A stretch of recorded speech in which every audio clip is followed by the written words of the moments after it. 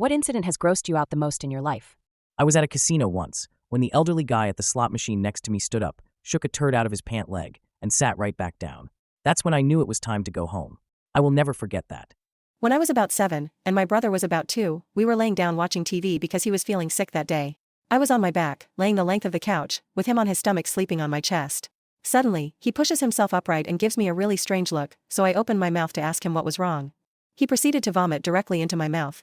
A lot, and thin, mostly milky shit. He recovered, I never have. I was working at a ski resort in Washington in 1983. An older guy in the parking lot had a heart attack. I was certified in nearby, so I ended up on the CPR team. Giving him rescue breaths was surreal. His lifeless eyes staring through my soul while I scooped green goo out of his mouth between breaths. It was all I could do not to hurl. It took an ambulance an hour to get there, so I ended up taking several turns breathing for him. I found out a few days later he survived with no major damage. I also learned he tested positive for tuberculosis.